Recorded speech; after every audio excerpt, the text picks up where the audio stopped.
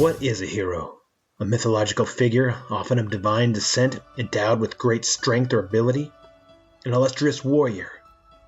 No. It's a person admired for achievements and noble qualities, one who shows great courage.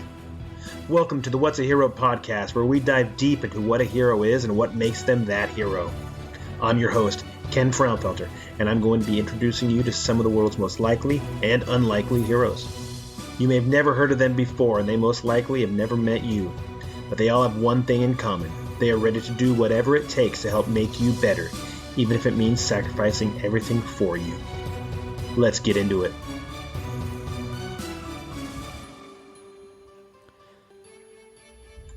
This is episode 95 of the What's a Hero podcast with me, Ken Frownfelter. Become obsessed with the process. If you're going to do anything in life, it's going to require that you focus on what it takes to make it happen more than it actually happening. Now, I'm not saying you don't have a goal. I'm not saying you don't look at that goal daily. But if you're focused more on the goal than on what it takes to achieve that goal, you'll never reach it. You can't control when the results will happen. You can control sticking to a process that involves consistently taking the right actions over time that will allow you to achieve the results you're looking for. So don't allow yourself to become results triggered. Don't get frustrated by what you can't control. Instead, become activity triggered by consistently taking action following a process. Celebrate that and control the controllable. You'll have more joy in the process, and ultimately you'll not only achieve your goals, you'll have a much greater appreciation for them when you do. This is something I constantly have to remind myself of, and that's become obsessed with the process. I know and believe the result will follow. I just have to keep my head down and knees up. May you all remember this along your journey. And that is an excerpt. Actually, that is a Facebook post by a gentleman in whom I have the absolute honor to know, good friend of mine, somebody that I have gone through some of the most difficult things in my life with. And you guys remember a couple episodes ago, I mentioned that I'd been gone for a couple weeks and that I had gone and done some stuff that was beyond anything that I thought it was, that it was the most difficult thing that I've done physically, mentally, emotionally, and spiritually. And along that journey, when I was there doing that, I met this gentleman who was there. He's not only one of the toughest men that I've ever met, the most gracious people that I've ever met, but his heart is huge. He's a Army veteran. He is a father of multiple children, and they're all of the same woman. He's not weird like that. He is a solid man. He loves the Lord. He is somebody who you can absolutely depend on in a pinch, and he's a fitness expert, and in that, he is also a personal trainer, but he's somebody I'm absolutely honored to have on the show and speak with further, and that's Mr. Christopher Franklin. How are you, sir? Man, I'm great, Ken. I love that intro, man. You're one of the kind, Ken. I knew that the first day I met you. There was one thing coming up to the Crucible, getting to know all the brothers, during that process that we were going through, but then actually meeting you face to face, I'm like, this guy different, we had talked prior, a little bit, but you don't really get a feel of somebody until you're in their presence. And so as soon as I met you, I'm like, this guy, he's different. He's one of a kind. And like I just told you prior to coming, you're full of surprises. But again, thank you for that intro. Well, you're welcome, man. I meant it, and the stuff that you put on there, the stuff that you say, and you put a lot of stuff on. You have almost daily, or if not every other day, posts on Facebook alone. And I know you do that for your business, which we're going to get into, by the way. But you do it you put these things out there that are just human, that it's just like anybody and everybody can latch onto it. And it's something anybody can look at and be able to use. And sometimes it's human stuff, like how to be a better person, how to go after your goals, blah, blah, blah.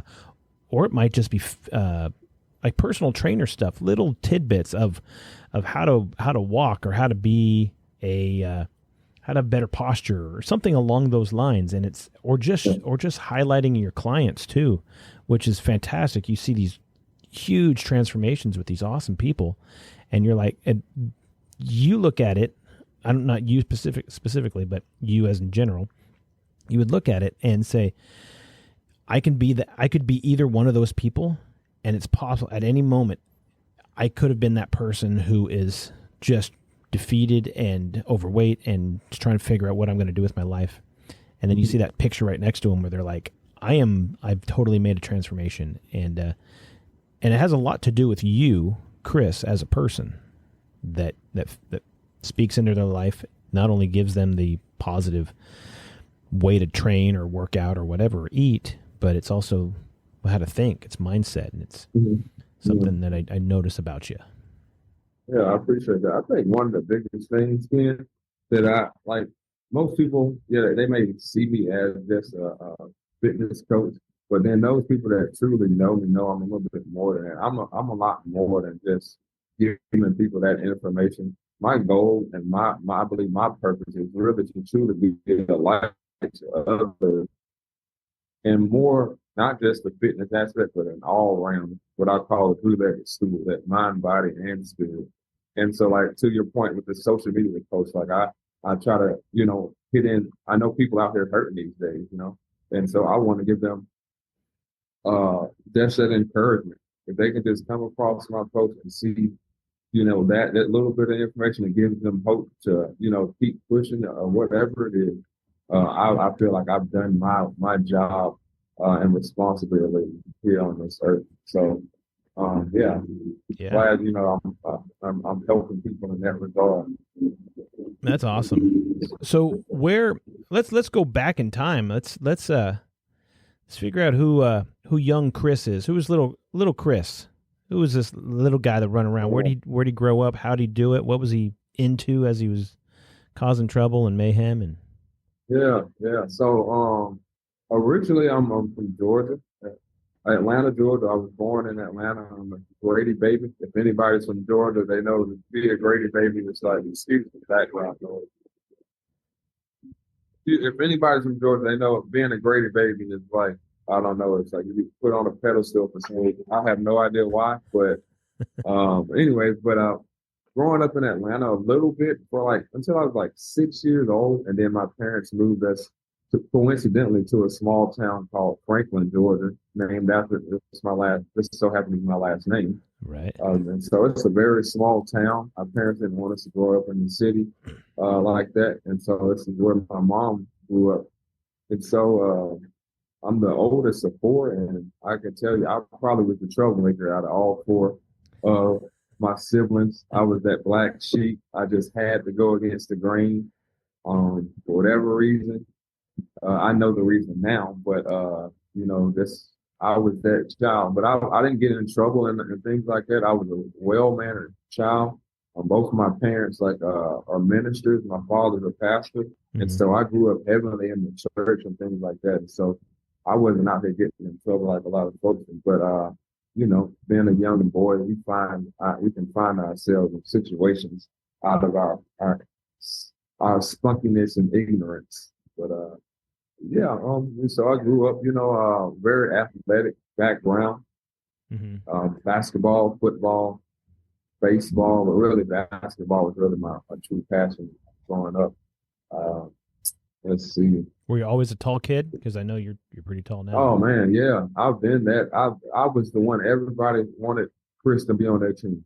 Yeah. Whether it's frisbee golf, frisbee catching, anything. Oh, because I was the athletic tall one, and so that made me stand out a lot, especially being from a small town. I'm really probably the shack in my school. And really, I'm only 6'3.5", but that's not that tall. But that was definitely tall from where I'm from. Right. So you were just all over the place as a kid, just playing all the sports, getting in enough trouble, but not so bad that it was long lasting, just enough to get your hand slapped or whatever and fall back in line or whatever, right? And so you're playing sports, you're doing all that stuff. You go through school and you go through like high school and all that stuff like that. Playing sports, did you have an idea what you were doing after school? Not a clue. Not a clue, man. I didn't even like after graduating high school, I just did the typical thing everybody was doing, and that was go to college. That was what was instilled in me in the early '80s. So I went to college. I did terrible my first semester. I believe I had like zeros in a couple of my classes because I was not mature enough to go to school. I'm like, oh, I got the option to go to school and not go to school, not thinking of the consequences behind that. Right. And so, I did a terrible job my freshman year in school. And so because of my undisciplined at that time, I really ended up getting myself in trouble around that, hanging out around with the wrong people, just effing off, really wasting my time and life. So in short, no, I had no idea what I wanted to do with my life at that time. So how did you say that first semester you didn't do so well? Did you keep going? No. At some point you say, hey, I'm going to stop college for a time being, or? No. I think what happened was after I ended up getting in trouble, that shifted my life.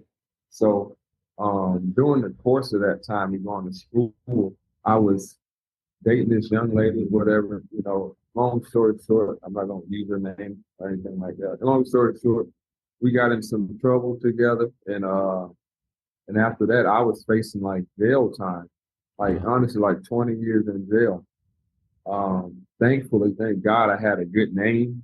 And people knew who I was in the community. And so like a lot of the charges and things like that were dropped with the DA and all. The only thing was they were like, you got to go to the military or you can do 20 years in prison. And so I'm like, I'll do the military. Thank you very much. And so that's really what shifted my life in a more positive direction. At that time, I didn't think so. And so, but it definitely was something that was necessary. And it's amazing how our God works, despite our disobedience and ignorance and sinful nature at that time. Right. So did you have the option of branches, or did you just, they say you're gonna go here? No, so I had the option of branches. So I guess I should rewind. So a little prior, before even getting to that point of trouble, I did try to go into the military, but my mom actually hid my birth certificate from me. Because I was like, I cannot do this college thing. It's not working for me. And so, I ended up somehow or another meeting a recruiter and got that process started. My mom kept my birth certificate. And so the Army I went the Army route because they said they could get me shipped out quicker. And so fast forward, that's after I got in trouble and everything. That option was still forwarded to me from the military. And at that time, my mom, she was like, here, take the birth certificate, She's all supportive now. Yeah. She saw the alternative as well. And she said, no, my baby's not going to live in C block. That's for sure. Yeah. That's right. Yeah. So you select the Army and you go in there with the idea that, did you have an idea of jobs you wanted to do, or you were just, hey, whatever you guys give me, I am good with? Yeah. So I have an uncle. He retired out of the Army, and he gave me some advice on both of my uncles, my mom and dad's side, and they both gave me some advice about what I should do, what jobs not to do. They definitely they steered me away from doing infantry or anything what I call special, tactical type of stuff. Right. And so I ended up going into logistics because I knew that was something that could be transferred outside of the military as well.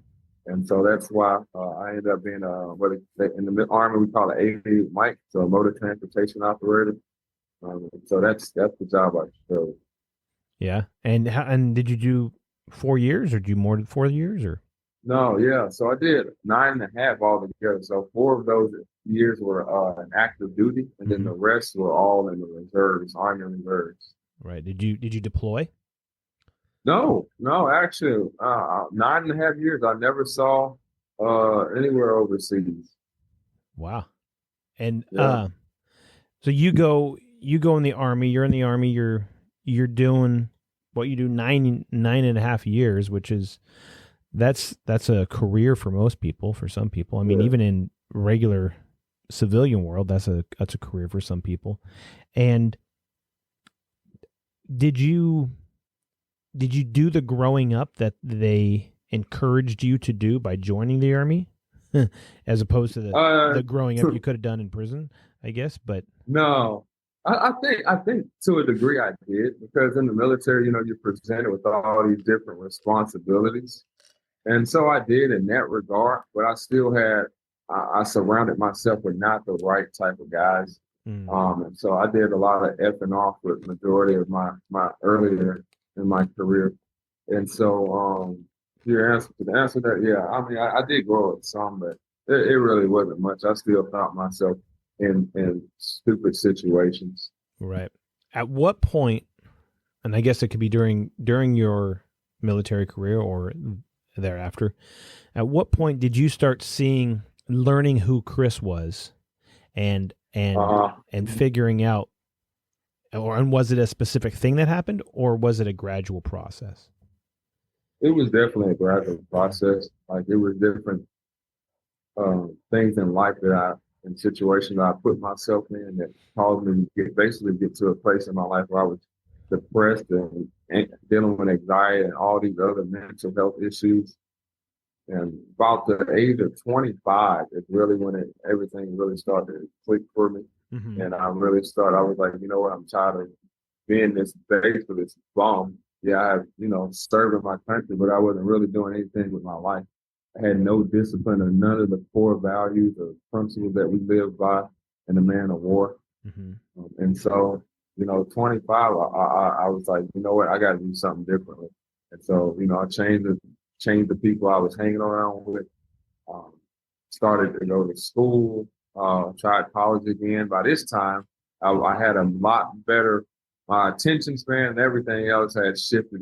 It's definitely my maturity. So I was a lot more prepared this second go round to go into college, and so I did a lot better. Then, but yeah, it was definitely a gradual process to get to that. Yeah. I'm going to touch on something you mentioned, and this is something I think is across the board and happens throughout life. But you said you stopped hanging around the people that you were hanging out with. How did that go? How was that process? Were they friends and they were just all of a sudden like, hey, where you been? What are you doing? Or was it easy just to be like, nope, I need to find better people to hang out with? Yeah, I think it's a little bit of both. Once I started to change up my mindset, and they saw that hey, they called me by my last name because they were all military guys. They were like, Right. Frank, Frank's not doing. Hey, what's going on, man? Why I'm like, man, I'm not trying to do that anymore. I started like a lot of these guys were like my roommates and things like that. So like once I got my own place and started to truly distance myself and not hang around or come around, they really started to, see the difference. Mm-hmm. They called me being brand new or whatever, how it is when you're trying to be better in your life. And so Yeah. people start having, resentment towards you because now you're Mr. Goody Shoot Too Good. What is that phrase? Mr. Too Goody? I can't remember that phrase. But anyway, basically they think that you're get better than them or whatever. And it's like, no, I want better for myself, Right. But yeah. And so you start going in. Did you have any idea? I mean, obviously you saw there was a lighted path somewhere. Mm-hmm. There's something better than what you were doing between depression and anxiety and all that stuff. Probably just drinking all the time, partying all the time with these guys, and just doing things that were of no benefit to you. Absolutely. And you're seeing this process as you start going down this road. Did you have an idea of a direction, or were you just, I know that one's not good, I don't know where this one leads to, and I'm going to go down this one? Or did you have a clear direction? No, I didn't have a really direction of where I wanted to go, but I did know, and it's something that my parents instilled within me is like my last name. Like the Franklins are all about serving other people, Mm-hmm. and that's something I've seen my parents do growing up. And so for me, I knew I wanted to help people, and that was really my barometer to, or compass, excuse me, my compass to guide me and how I even got to fitness. At first, I thought I wanted to be a traveling registered nurse, uh, but I went down that. I started that process. I became a medical assistant, and then I was working my way up to be a registered nurse. And then after working in the hospitals at the Peterson Air Force Base out in Colorado Springs, I was like, you know what? I don't want to do this. And so I found myself back in school again. Thankfully, having a GI Bill, I was able to, it was an easy, smooth process Right. to be a full-time student and not have to worry about different things. Yeah. And now that it's really got it's got some teeth in you, you have, you're like, okay, I'm going to buckle down and actually do some. Yeah. If my class is at 8, I got to be there at 8. And I've got classes at, whatever. Yeah. So it was a lot better. Yeah. So you get through that, you get through this time, you start finding out who you are. And I'm assuming you said you're about 25 or whatever, but pretty much all of your 20s were in the Army though, right? Yes, sir. Yeah. So, from 19 all the way to 24, I was in the military. I mean, I was in active duty. And then after that, that's when I switched over to reserve. So I was about 24, almost 25 going into the reserve. Mm-hmm. So you're doing that. What did you do when you went into the reserves? Did you have an idea for work, or were you just going to be a? So I was going to school. I was in school and the reserve at the same time. Okay. And so I still had no direction for my life at that time. I was going to school at this point. I was going to school to become a personal trainer. To get obtain my associate's degree at that time. And so again, no direction for my life. Had no plan, none of that. I just like, okay, this is my first step. This is what I want to do. And then not until after I graduated in 2017 did I determine truly, I'm like, okay, I want to help athletes at that time. I was just working at a training facility out in Colorado Springs, working with young athletes. And then as I started to help more people and things like that, then I'm like, okay, I think I can help this group of people. I got a job at the Air Force Academy, again in Colorado Springs, it's 2 Air Force Academies in Colorado Springs. Mm-hmm. And so started working there, doing classes and things like that. And so that's really when my life started to transition into where I'm like, okay, I'm really doing something with my life. I was basically running from my old self. Right. And now you're finding that this service for others, like you were talking about, is something that you can really latch onto, and you're able to do it. And you're thinking, hey, maybe I can do it with athletics and with fitness, because that's something that you know about, but you also have a passion for it, something that you enjoy. Yes, sir. And was it easy just to roll into that, or did you have to do a little bit of I guess winding your way through red tape, especially at the Air Force Academy, that sort of thing? No, because I was in the reserve and I was military. It came pretty easy. So I obviously had access to get on base and anything and everything. And so it was really just a matter of just showing my face there. It just so happened they needed a coach, and so it worked out. It's not a hard process at all. It's cool. And so you became a personal trainer. Did you get certified as a personal trainer at that time? Yeah. Yes, sir. And so then you get into that whole idea of being able to do that. That's in Colorado. Yes, sir. But you don't live in And that was during your reserve time, or was that Yeah. during your?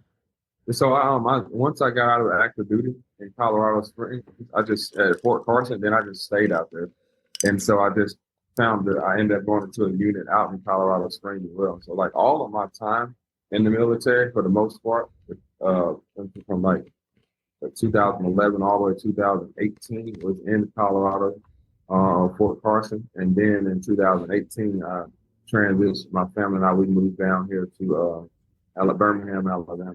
Mm. And so you, during this time, I'm assuming during the time that you were in either active or reserve, you met your wife. Mm-hmm. So I met my wife actually in active duty, but at that time she was married to some guy, and I was dating this other chick. So like we were actually in the same unit, but I didn't care.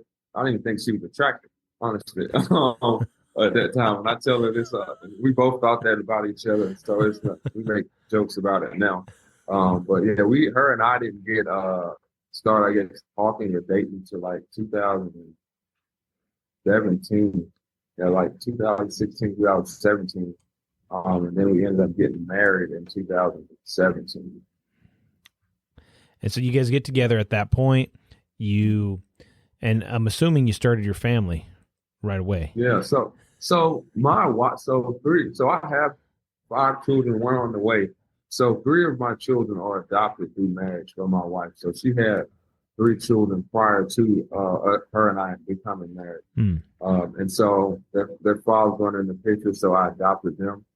And one, something they gave their rights over to me. And so that's why that was an easy process, after that. So, but we have 3, so I have 3 adopted children. They're all mine, but then I have, 2, soon to be 3 biological children with my wife. Yeah, see, something about that, making sure that more people have the Franklin name just because it's a solid name. Exactly. Yeah. Hey, so you get through that time, you start working that during your reserve time. Did you guys decide, hey, you know what, I'm going to get out and we can move back to Alabama? Or was that kind of always in the cards? You wanted to go back down south? No, never, no, it was not.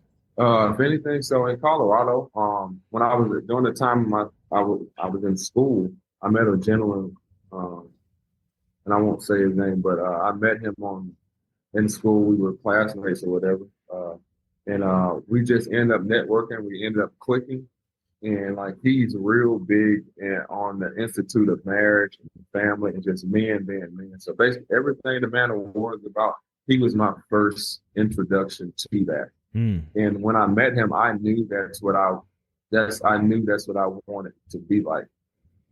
He reminded me almost like the spirit of like Ray Lewis. Like I've always looked up to Ray Lewis, from the Baltimore Ravens, and he was like that guy for me. I just said DB is his nickname.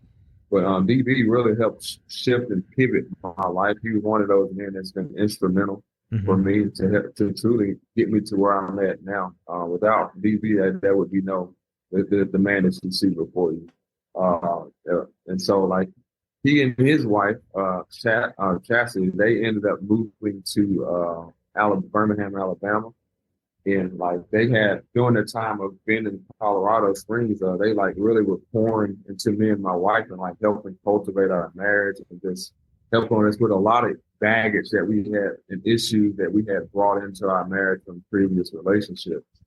And so when they moved, that was like real hard on us, man. And so like my wife's from Denver, and so like she's never been to the South before, and so moving down. It was not something that we planned. It was more so like, oh man, we knew we needed them in our lives, and so we moved down here, found a place, and we've been down here ever since 2018. So you figured I need to stick around those people that are going to speak positive into my life. One, but you also had a cool job that you were able to take and do anywhere, and so moving back down. And was it weird moving back to the South? where you grew up, and was it weird trying to trying to explain the heat to your wife who's been in Colorado her whole life?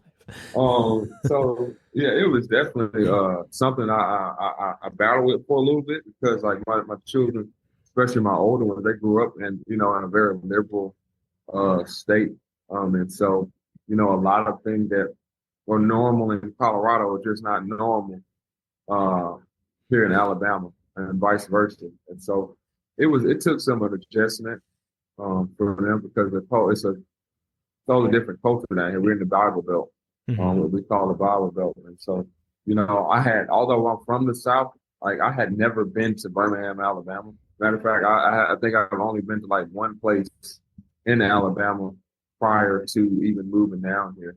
Because where I live at in Georgia, right, like on the Alabama state line. And so, but I had never been here. So I really didn't know what to expect. I had concerns, about coming back to the South, just because my family is like a rainbow, and so, but it's been great so far. That's awesome. That's awesome. So, you get into that. You guys move back to Alabama. You get out of the Army, and you're doing your job as a personal trainer. Your wife's doing what she's doing, whether, we haven't gotten into that, but that's neither here nor there. And you guys are there, and I'm assuming at this point you are trying to still figure out the lessons that your mentor there had been teaching you about how to be a better man, better husband, better father, all that stuff like that. But also there's a level of how to progress yourself and how to advance yourself and see yourself succeed. And were you on a mission to do that? Were things just starting to kind of everything starts popping up in that direction?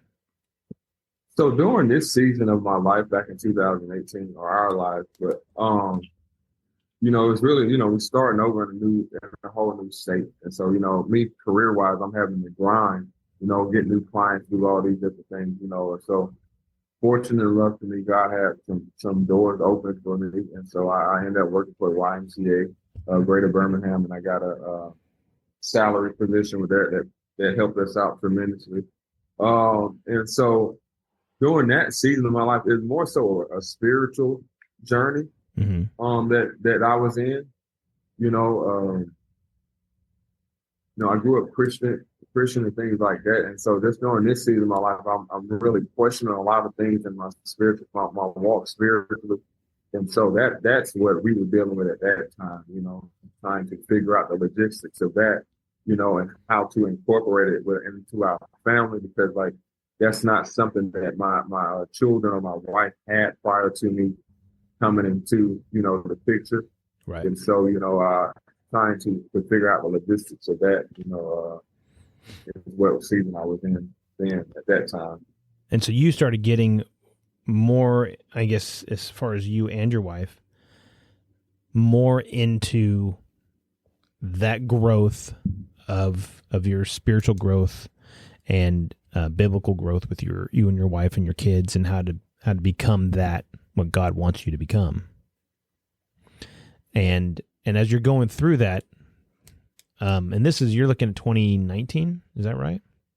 Yeah, about 2018, 2019, yeah. And you start going through all this different stuff and becoming who you are. Pretty much things stay status quo for about 2 or 3 years, right? Yeah, I can say that. In a sense, it doesn't feel like it, when you're going through those different, that season of life. But yeah, it was really as far as like me trying to figure out my purpose and things like that, I don't even think that had crossed my mind. It was more so like trying to figure out, one, it was how to provide for this family, and two, how to lead them, as a man and spiritually. And so I was trying to figure out a lot of logistics going on at one time, because my family situation isn't typical. Typically a man and woman, they get married and, they build up these things together. Right. And so like for me, it was my wife and I was almost backwards. Me, I go from being a bachelor to raising 3 children who aren't mine. With a wife who has her issues. God bless her. And it was definitely a struggle for a couple of years, man, trying to figure out everything. But thank God, we had good spiritual guidance and counseling through that season of our life. That's awesome. And then comes 2020, looks like 22, that you start seeing, and I know a lot of other things were happening in this time, but I'm assuming you started seeing advertisements for the Man of War. Yeah. Yeah. And so in that season, I'm sorry, go ahead. No, that's all right. And those of you guys that are listening, the Man of War is not a guy. It's not one man. It's the development of a man to become a better husband, father, visionary, business owner, leader in his world and in the world around him, because we all know all too often there are too many men that quit on their families, they quit on their wives, they quit on their children, they quit on themselves, and they become something that is not what God meant for them to be. And this is where Chris and I, we met each other, but we all got to this proving ground individually and in a different way. And so, Chris, you start seeing this path before you that leads to the Man of War. Correct? Yep. How'd that go? So leading up to that, so DB, he and I, we working at a facility together. Long story short, he and his wife ends up moving to Texas. He because to take a job as a cop as well. And so he's down. They moved to Dallas, Texas. And so as time goes on, he's been very instrumental though, and like his leadership and all that stuff has been very paramount in my life. And that was when he left, that was the first time I felt alone. I got my wife and my children here, but like that camaraderie, that brotherhood, I was basically alone on an island. Because I have I don't have many friends that sad that may sound. It's for a reason, but he was a good quality person in my life. Mm. And so when he left, I found myself alone, and a lot of the behaviors that I talked about, that were getting me in trouble, those little habits started to poke their head. I'm like, oh, wait a minute, what is this? And so those little tests started to come left and right. And I'm like, oh, no. I don't want to go back to being that man. I got a family to take care of. And so, I'm on Instagram, the Man of War pops up one day, and I had seen the ad before, but when I remember looking at it, I'm like, oh, this is some more military boot camp stuff. I already did that, Right. And so it just so happened, soon as I see one day, I was down and out, whatever, Damon, he's left at this point. I see it again and I look at it, and I remember feeling like intimidated by it. And like, I don't remember the last time I had felt that, like intimidated by any man or anything, I should say. Mm-hmm. And I was like, why am I feeling like this on the inside? And I was like, what is this about? And so after I went into the website and read up on it, I'm like, you know what? This is the brotherhood that I need. This is that accountability as a man that I need, because that's what Damien gave me. The brotherhood as a whole, the Man of War as a whole, it basically was like, DB was the MOW prior to, me actually come across an MOW. Mm. And so to see that it was more like-minded men like him, mm-hmm. I'm like, oh, that's what I know I need to be around. And so for me, I'm like, oh man, I'm signing up. And so I signed it up. Then the next day I'm on the phone with Tony. And that was it, man. I've been marching to that MOW beat ever since. Right. Because it is, you're right. It is, there's a level of accountability. There's a level that is a little bit, it's a step above the norm. Mm-hmm. And you, like you said, oh, it's another boot camp thing. I've done that. And you look, and I've put things on my own social media, whatever, in regards to it. And people are like, oh yeah, just join the military. I've seen comments. People say, yeah, I've done that. I did that Army. I did the Marine Corps. I did the Marine Corps too. I was in there. This thing was harder, and there was more. There was more to it. There's a different. It might look similar, but there's a different path that it marches on. Mm-hmm. And you were saying that there's an accountability. There's there's men of like-minded character, like-minded beliefs that get in there, and they support each other. Because how often do we know people who really support you in the things that you're doing? They might say, oh, hey, that's good. But they're actually supportive and glad that you are succeeding in your life. There's no jealousy. There's no, well, I'm going to try to sabotage your ability to go do this thing because I want to do that. Or I don't, if I can't do that, I don't want anybody to do that. The ego is not prevalent there. It's actually showing people of being higher caliber men and men who are there for their wives, men who are there to build up their families. And I don't know a single wife, although I haven't talked to a million of them or anything like that, but I don't know a single wife of these gentlemen who are like, this is the worst thing that ever happened to my husband, and he's now a worse person for it. And I would assume your wife would be just the same as any other of the wives who have said, I don't know what happened, but a different man has come home, and different his characters. He looks the same, but his character is different. She didn't understand it. She didn't understand why I felt I needed to do that. I knew it was what I needed for myself, and thank God, she was like, this is what you feel like you need to do. She supported me with that decision, and so God bless her for that. But yeah, man, that's I think one of the biggest things that helped me along this that be where I am now was just the principles that were instilled that I didn't realize that were missing. Mm. It's a name attached to behaviors now and the way that I conduct myself. I can be like, okay, this Makoto, this is how I should be responding versus thinking in my mind that I am a certain way, but having these MOW principles really help paint a better picture for me with having these words and different things and meanings attached to it. Right. So it's definitely been a blessing. Right. So coming back from that, you are now you're with your clients. You're doing personal training, all that different stuff, and then you get a wild hair that says, "I need to start my own business." Aside from having clients and working at a gym and all that stuff like that, but you've got something more going on. Yeah.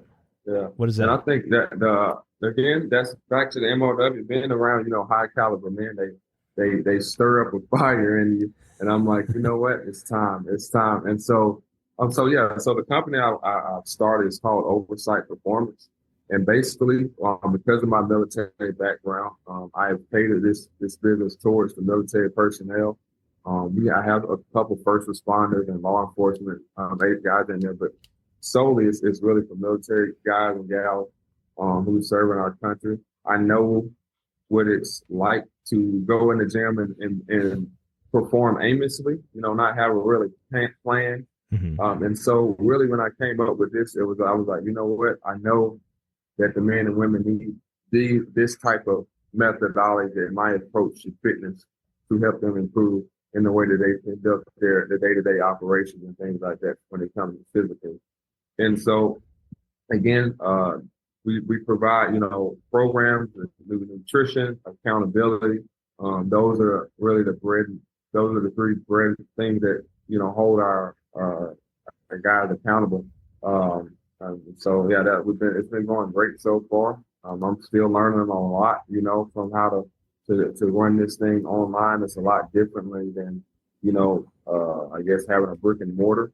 Mm-hmm. Because I'm having to coach men and women that I don't, I can't physically touch, right. You can't be there to be like, you got to switch your form here. You got to adjust your macros there or whatever. Yeah. Yeah, so it's been a lot different. And so, I'm still learning, but it's been great so far, man. So you're gearing it towards those guys. So let's say Hmm.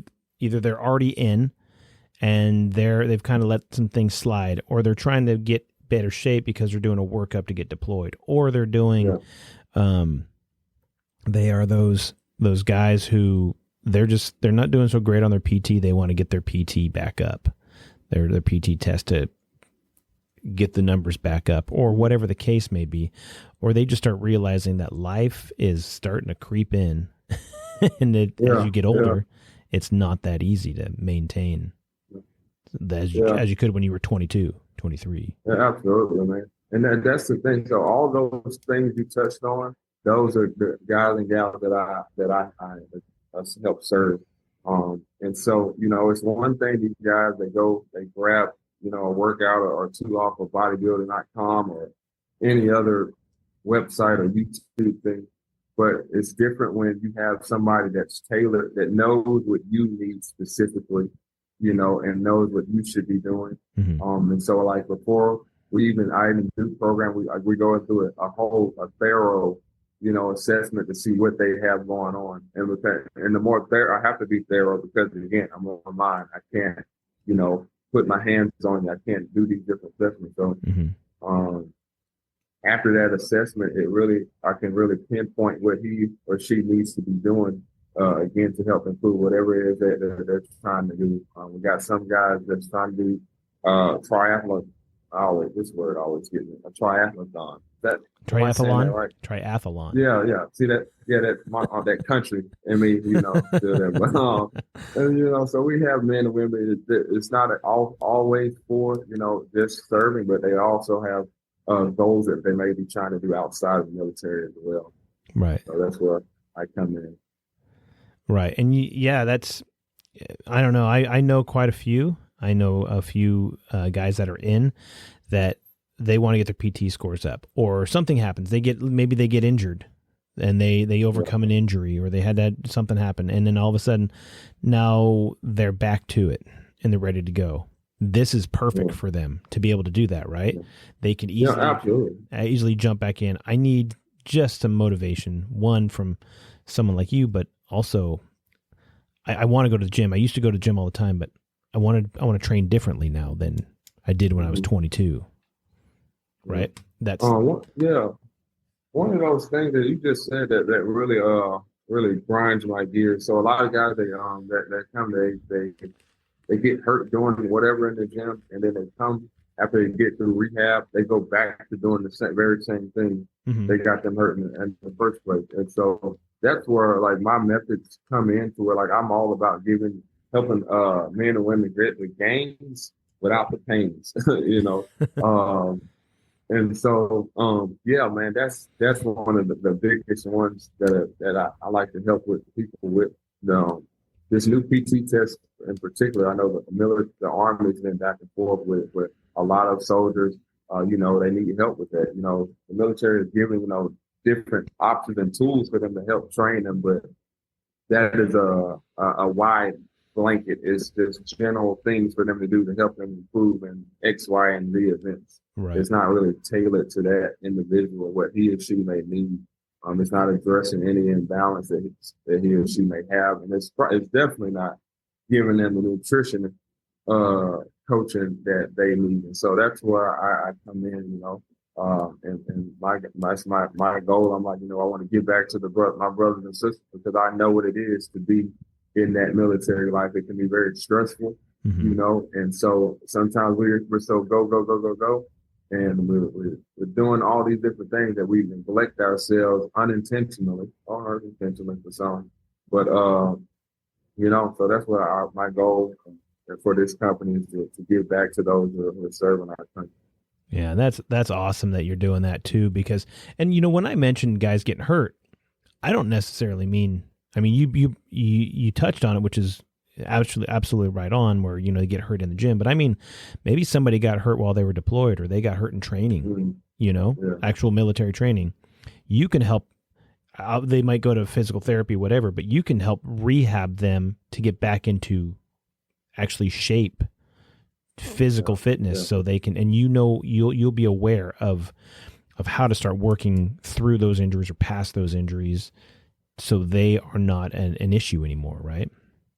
Yes, sir. Yeah. So, I mean, we bypassed it, but along my journey, I worked in the physical therapy realm for some time as well, and so I'm very familiar with how the programming goes based off of somebody's post-op surgery, what they need to be doing after that they see a PT, a physical therapist. And so I'm very familiar with that. And so yeah, I got my bases all covered with that.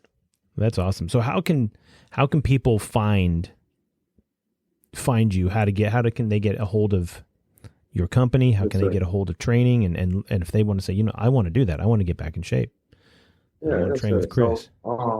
So we have social media platforms, Oversight. So for Instagram, it's Oversight_performance.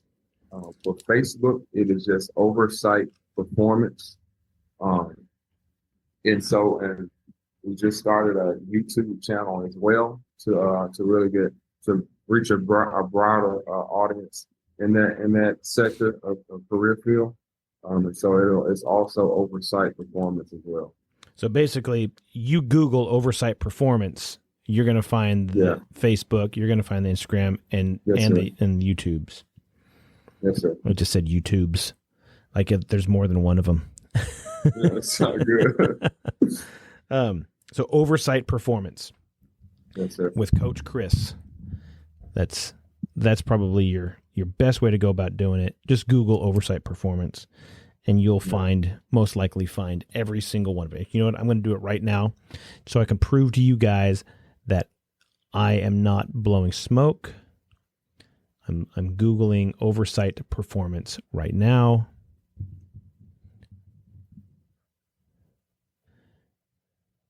Not performance oversight. That will take you to the Council of the District of Columbia. You don't want to do that, but you want to oversight. No, they might flag you. You do that. But Oversight Performance, and boom, and you're going to find stuff on Coach Chris. You can go if you go to Facebook, you can find it there. Oversight Performance. And it'll probably be a bit quicker when they do it. I know just about everybody has Facebook because although we have a website, we don't really use it like that because a lot of we like to go directly to our guys and gals, and they're typically usually on Facebook or Instagram already. And so, if they go through your Facebook, you'll find us over there quicker than you would probably on a Bing or Google. Yep, I did.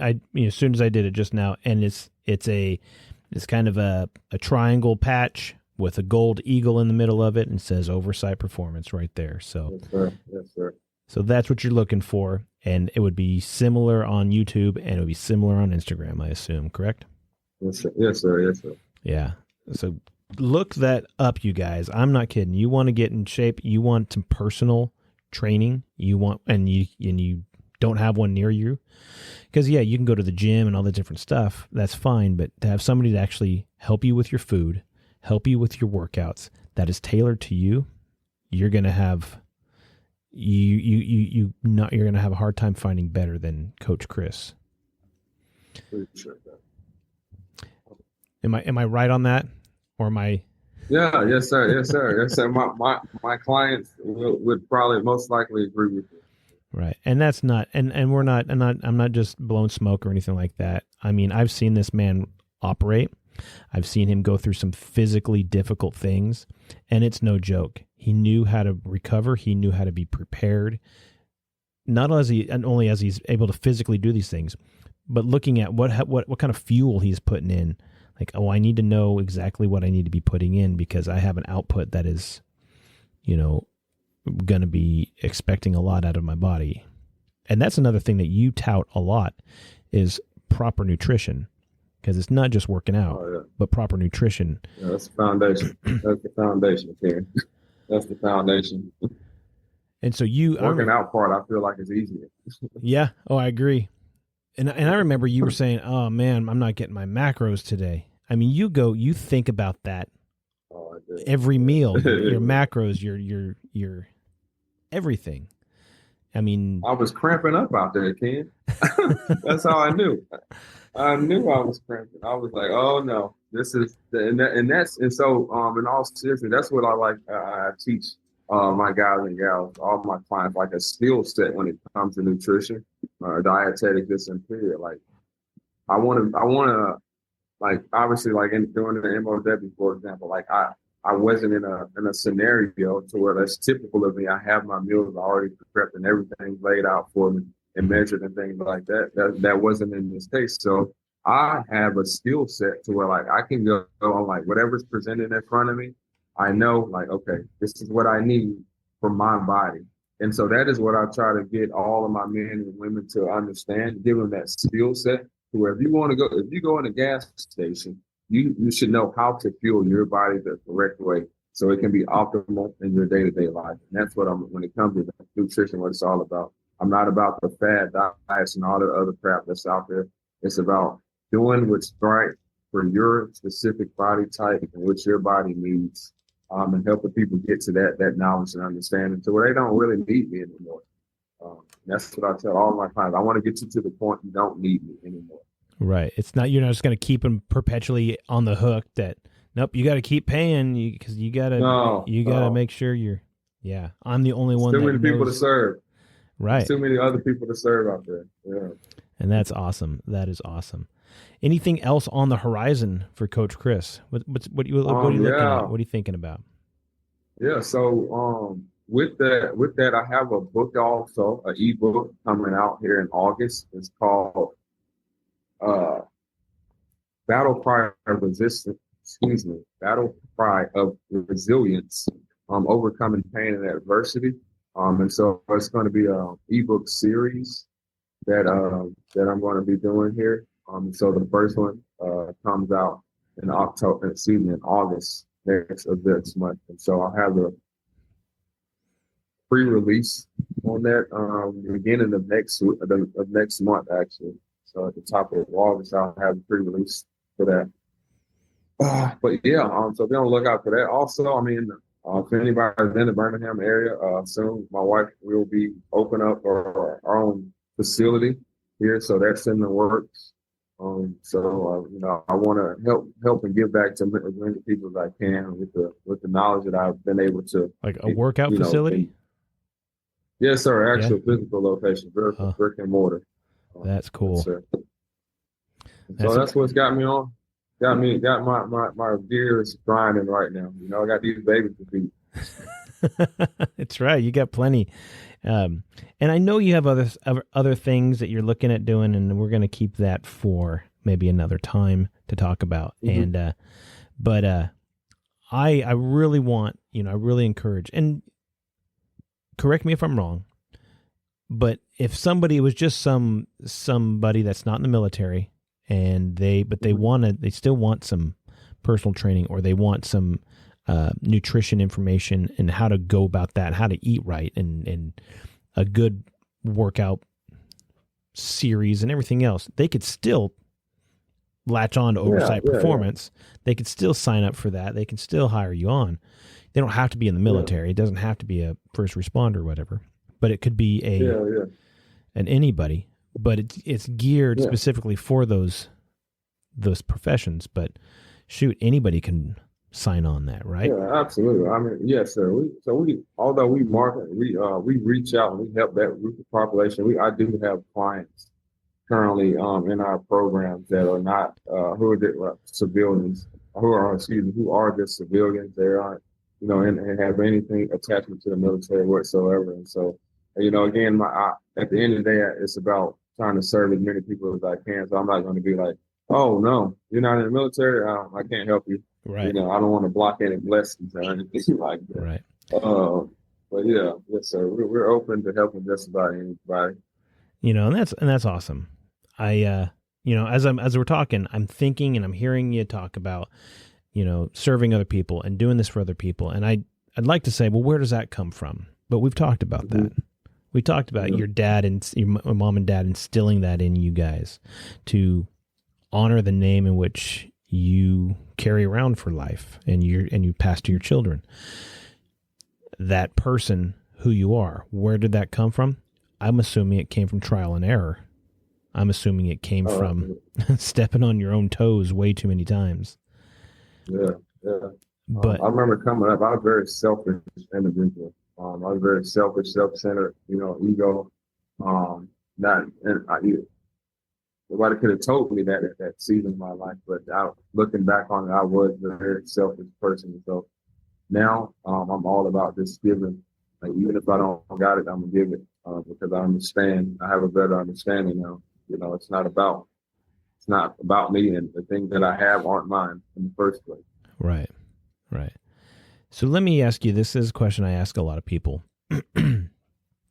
If you had a time machine and you can go back in time and you can meet little Chris can meet you, and would he look at you and say, that's the man I want to be when I grow up? Man, you know what? I think at first, that's a great question. I think at first he'd be like, who the heck are you? First of all, what type of square are you? And I would probably label myself a square or something like that. But I would hope so, Ken. I really would.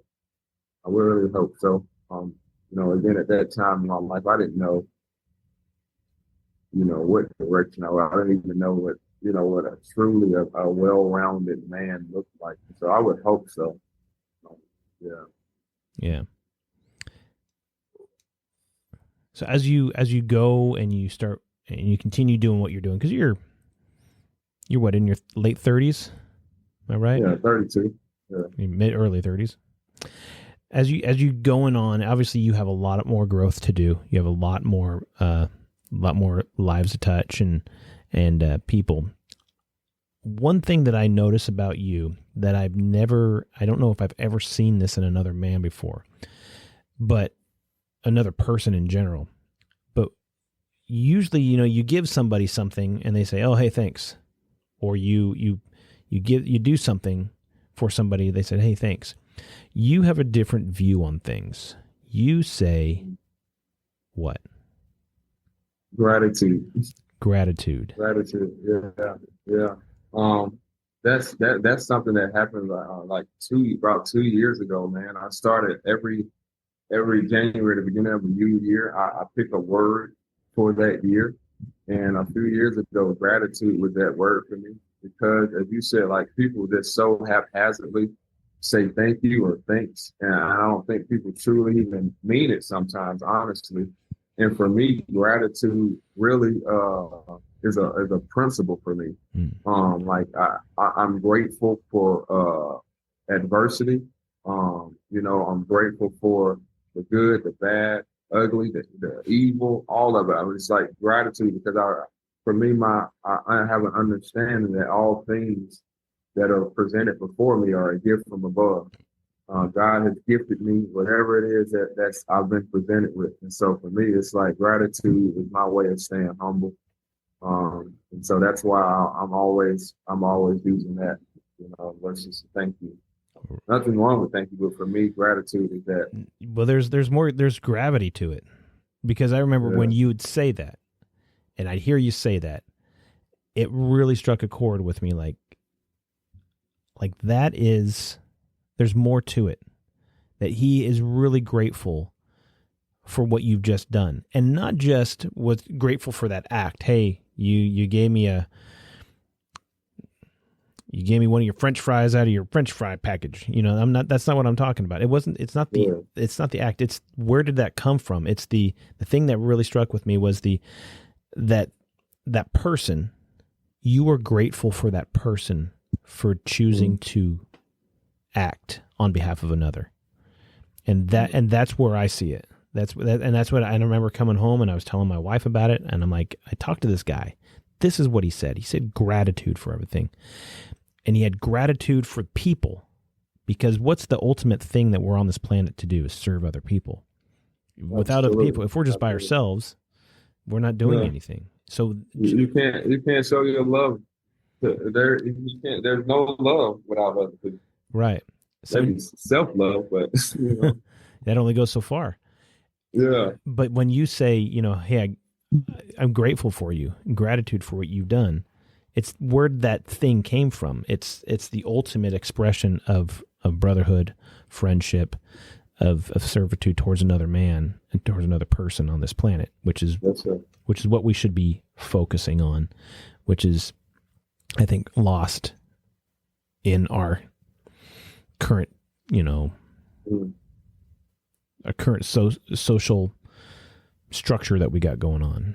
It's very disheartening. So I think just to that point, Kenny, I think I was always taught the two worst character traits of a person can have is pridefulness and ungratefulness. And so that's another thing where that comes from as well. Just making sure that I'm truly grateful again, you know, for everything, like this opportunity and this interaction to meet you and to be a part of what you're doing. You know, it's truly, it's humbling. Yeah. Yeah. Well, you are more than welcome to come back anytime as the business grows and you get other things going on, because it's not just going to stay where it's at. It's obviously there's going to be natural progression and growth of things, and you are welcome to come back here anytime and talk more about it. And we can obviously get into more as time goes. You know, you're like I said, you're always welcome back. Absolutely. So Thank you. So, do you have any? Thank you for creating this. Oh, thank you for creating this. You know. Yeah. Oh, absolutely. Touching a lot of people's lives, and so this is great. You serving in multiple ways. You serving in multiple ways. Yeah, I like doing it, and I've got people that are they'll be listening. And they'll be saying, "Hey, I'm almost caught up. You need to get more going." I'm like, okay, yeah. Let me get more. Let me get more in the bank here, and so we put. I'll try to put them out, and but I need solid people like you, real heroes who are willing to serve other people, to want to come on and tell their story, and want to come on and inspire, motivate other people, which is, you'd be surprised how many people don't want to do it, and then how many people want to do it for the wrong reason too. And yes, so, sir. But the people I've had on here so far have been just solid folks, and they would give you the shirt off their back if they haven't already. If you know, they are just good people who need support of other people, other good people around them, and they need a mission. They need a way to serve other people, and that's hopefully what we can do. We can help spread that word for them. Absolutely. Absolutely.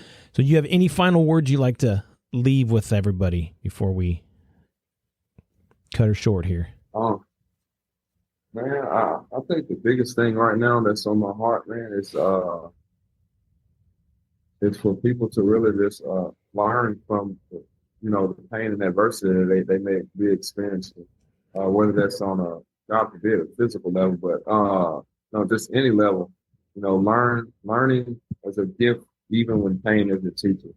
That's something that my mentor has always said to me, and so I would impart that upon you all. You know, to look at the things in your life as gifts, regardless if it's good or if it's bad. Like it is a gift, truly a gift from above, and what we do with that gift, it dictates, you know, our character as men and women. Yeah. And so, yeah. That's really it. Well, Chris, you are embodying that solid character, if I could say so, and I thank you so much for coming on. Gratitude. And thank you for what you're doing. You have my gratitude for all that you are and all that you do, man. So, thank you. Blessings to you and your family, man. Absolutely. We will talk to you after later, and I appreciate you being on and coming on here, man. Thanks, Ken. All right, bud. And Coach Chris has left the building, so to speak. Well, he's stepped off the Zoom meeting. Yeah, we do this by Zoom because I am not in Alabama, as you heard him say, and he is not here where I am. So we have to get creative and figure out, and obviously with all the way that COVID has gave us the ability to speak with each other and do meetings and do all these different things that we never thought were possible I guess we knew they were possible, but actually bring each other together, get to meet people, because how many people live where you live and are able to know those like-minded people that we were talking about? Have those people in your life. You might know one or two. But as he was saying, he had that mentor that moved, and he was kind of in a dark place. He was kind of alone. How many of you guys feel that you're alone because you are unable to be around those people who are your mentors, or they've left and you've not been able to be around them or see them or anything like that? We have this awesome ability, and it is technology and everything, and it's up to date, and we all do it by Zoom, and sometimes Zoom meetings are not what we all like them to be. However, we have this ability to be in the same room with like-minded people 3 hours apart, 2 hours apart, 4 hours apart. I mean, I've talked to people on this show that have been in other countries before. Just a couple years ago, that would be unheard of, other than on the phone.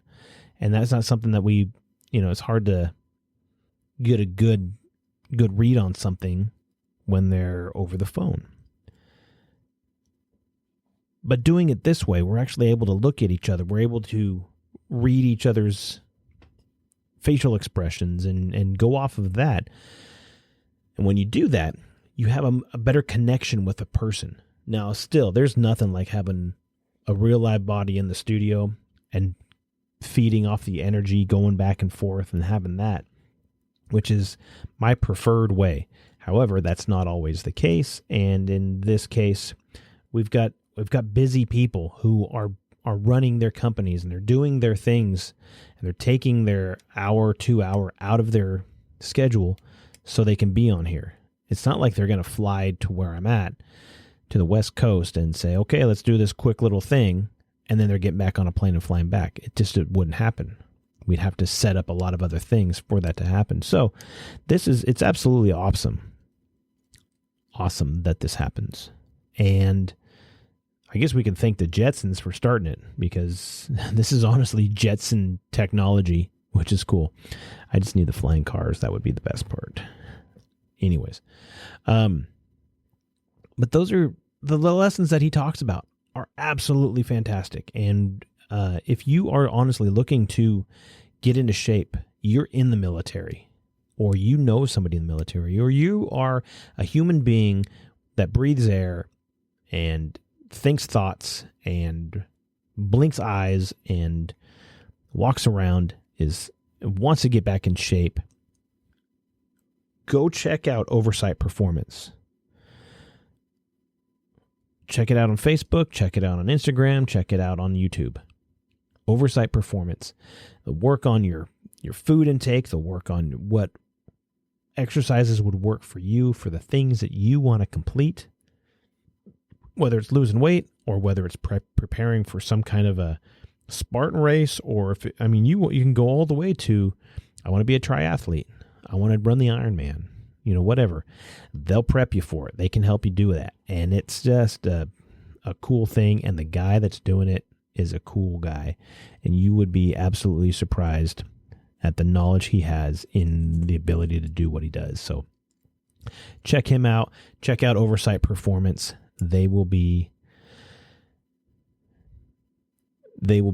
glad that you got to know them and you actually reached out and checked them out. And also, throughout the conversation we were having, you may have heard us talk about the MOWs, the man of war. Obviously, you did. We had a big chunk of it where we talked about that, and I've talked about it before. If you or a man that you know, and not to be sexist or anything like that, but this is for men, because too often there are men who are quitting on their families. And if you are a man who says, you know what, I don't quit on my family, and you want to build yourself up, you want to test your mettle, you want to find out the man that you are and how you can get in with a group of other like-minded men, check out the Man of War. And they're not paying me to say this. They're not saying, hey, we'll give you X amount of dollars. You put us on your podcast. I'm not saying that has not happened. I believe firmly in this organization, the company, the Man of War. You can go check them out they're on all social media platforms. You may have they even have documentaries on YouTube of the actual crucible, the thing that Chris and I went together through.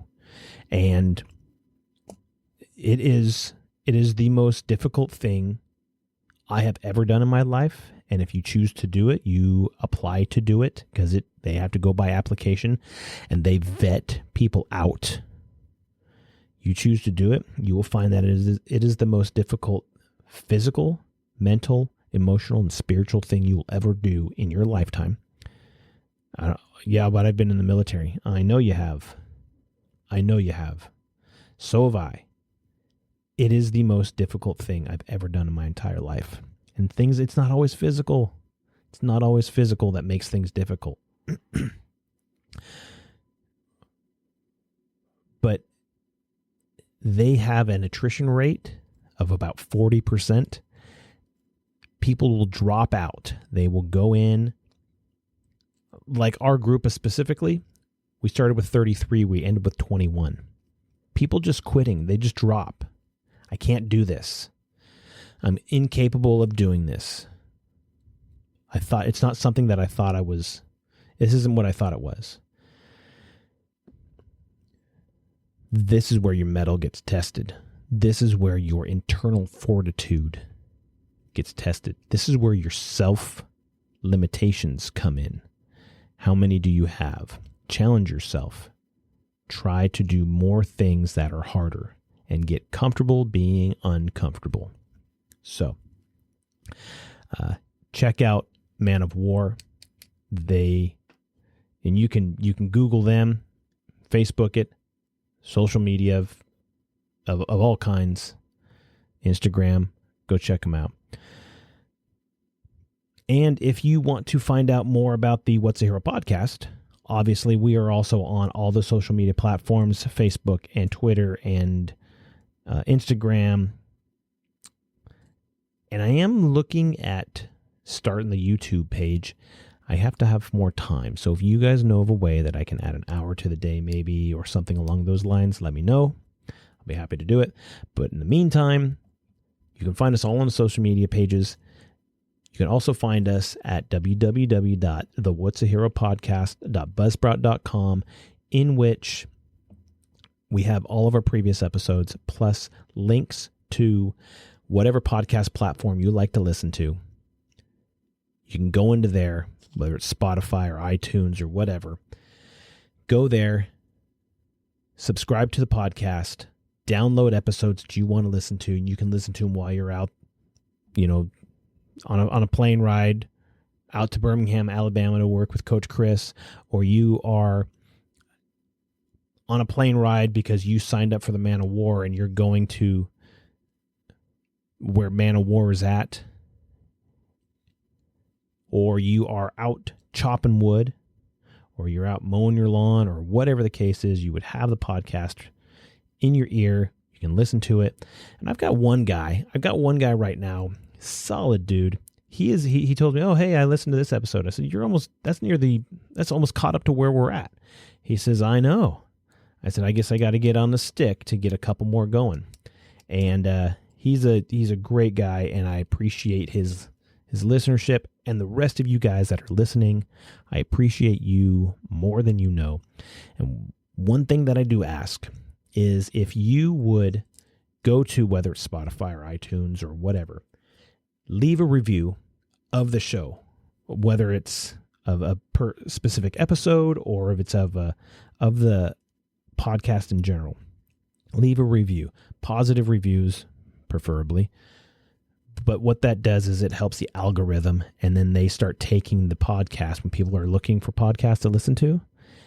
It'll start pushing it up to the forefront of their lists. So these people will be like, "Oh, hey, what's the What's a Hero podcast? Let's check that one out."